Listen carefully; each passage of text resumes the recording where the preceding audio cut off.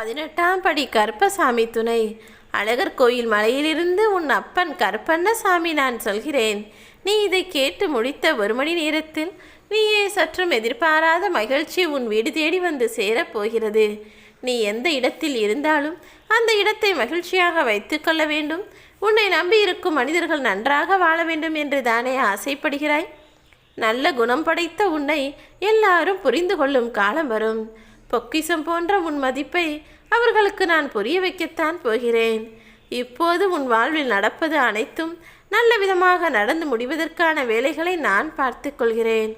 உன்னுடைய நல்ல மனதை பயன்படுத்தி உனக்கு நிறைய பேர் ஏமாற்றமும் துரோகமும் செய்து உன் வாழ்க்கையை கெடுத்துக்கொண்டே இருக்கிறார்களே என வருத்தமடையாதே. உன் நல்ல மனதை பார்த்துதானே நான் உன்னை உயர்த்தவே உன் வீடு தேடி வரப்போகிறேன்.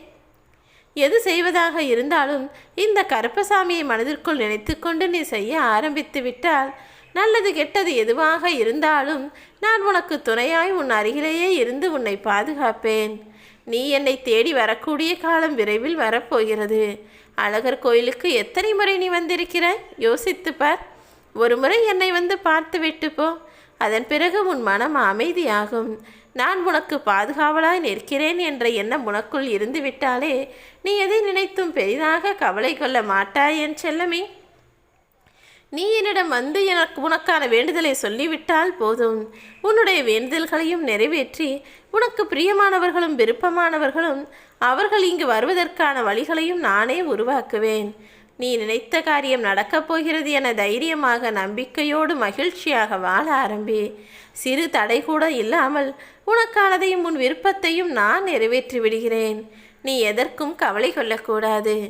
இதுவரையிலும் பல ஏமாற்றங்களால் நீ மனம் வருந்து கொண்டிருக்கிறாய் என்பது எனக்கு தெரியும்.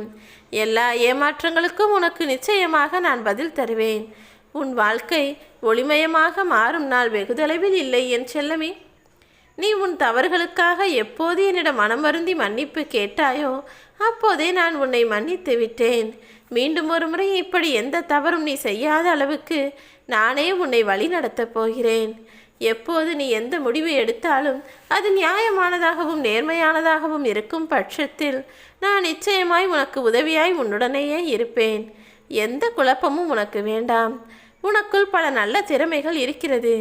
வெளிப்படுத்த சரியான வாய்ப்பு அமையாமல் இருந்து வந்தது தானே உண்மை. இப்போது நீ உன் திறமைகளை வெளிப்படுத்தி வாய்ப்புகளை மிக பெரிய அளவில் பெற்று வசதியான வாழ்க்கையை வாழும்படி நான் செய்வேன். வசதி என்பது காசு பணம் மட்டும் நான் சொல்லவில்லை. மனநிறைவோடும் மன சந்தோஷத்தோடும் கூடிய நிம்மதியான வாழ்க்கையை தான் சொல்கிறேன். நான் ஒருபோதும் உன்னை கைவிட மாட்டேன். உன்னுடனேயே இருப்பேன் என நம்பு. நீ தைரியமாக உன் முடிவுகளை செயல்படுத்தி நிம்மதியாய் வாழ்க்கையை வாழ்வதற்கு நான் துணையாய் இருப்பேன் என் செல்லமே. உன் கோரிக்கைகளை நான் ஒரு நாள் கூட நிராகரிக்க வேண்டும் என யோசித்தது கிடையாது.